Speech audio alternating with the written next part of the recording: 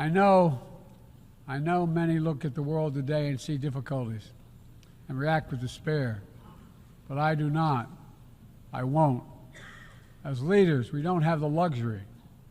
I recognize the challenges from Ukraine to Gaza to Sudan and beyond.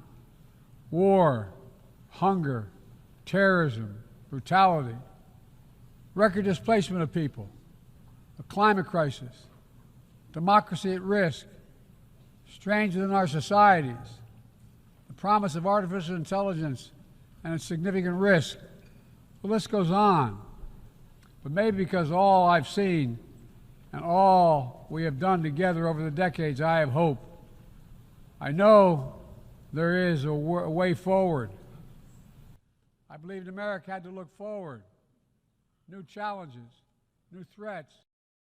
Putin's war has failed and at his core aim. He set out to destroy Ukraine, but Ukraine is still free. He set out to weaken NATO, but NATO is bigger, stronger, and more united than ever before, with 2 new members, Finland and Sweden. But we cannot let up.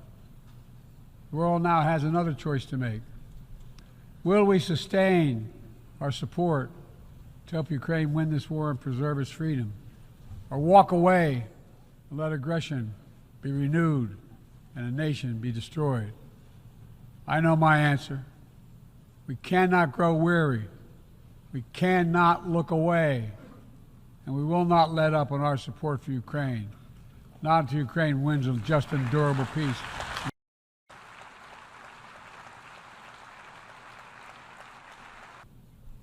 We're also working to bring greater measure of peace and stability to the Middle East. The world must not flinch from the horrors of October 7th. Any country would have the right and responsibility to ensure that such an attack can never happen again. Thousands of armed Hamas terrorists invaded a sovereign state, slaughtering and massacring more than 1,200 people, including 46 Americans, in their homes and at a music festival. Despicable acts of sexual violence, 250 innocents taken hostage. I've met with the families of those hostages. I've grieved with them. They're going through hell. Innocent civilians in Gaza are also going through hell. Thousands and thousands killed, including aid workers.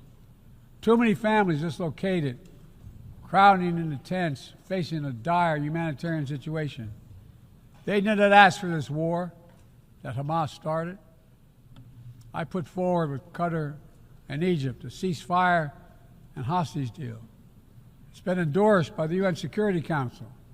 Now is the time for the parties to finalize its terms, bring the hostages home, and secure security for Israel and Gaza free of Hamas' grip, ease the suffering in Gaza, and end this war.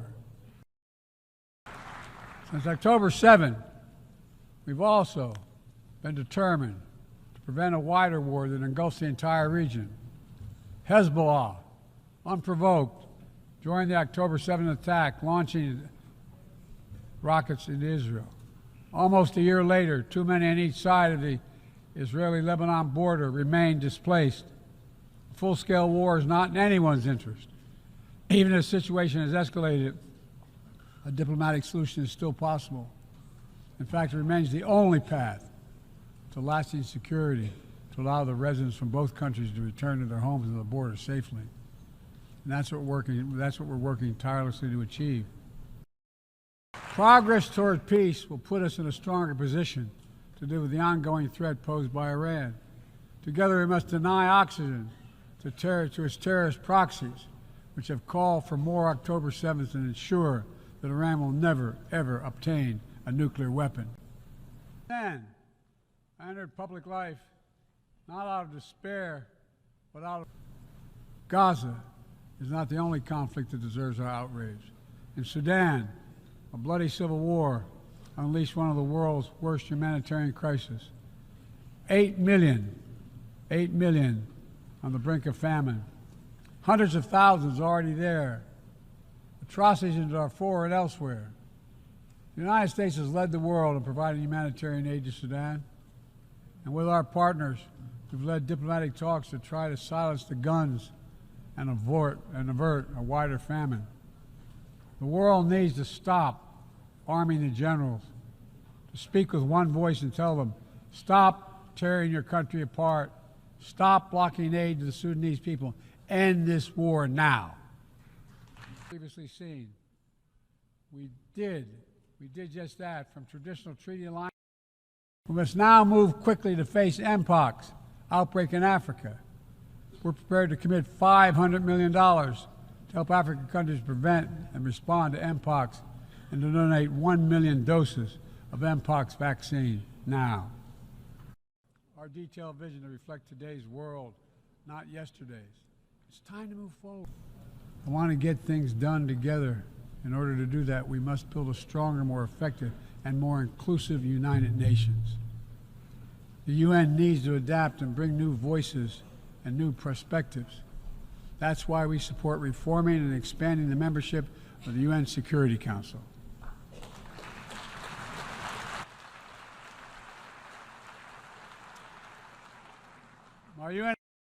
But AI also brings profound risks, from deep fakes to disinformation, to novel pathogens, to bioweapons. We've worked at home and abroad to define the new norms and standards.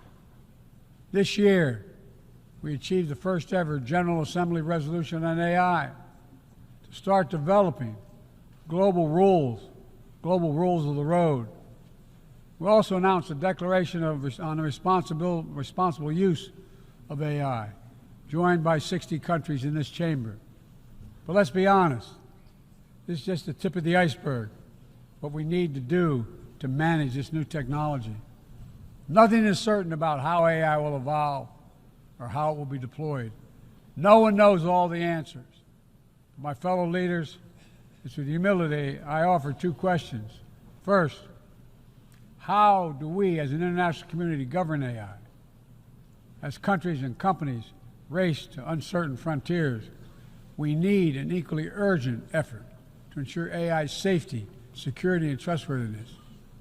As AI grows more powerful, it also must grow more responsive to our collective needs and values. Any one country, I've seen it all around the world. Even as we navigate so much change, one thing must not change. We must never forget who we're here to represent. We, the people.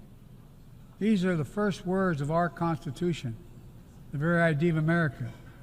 They inspired the opening words of the UN Charter. I made the preservation of democracy the central cause of my presidency. This summer, I faced a decision whether to seek a second term as president. It was a difficult decision. Being president has been the honor of my life. There's so much more I want to get done. As much as I love the job, I love my country more.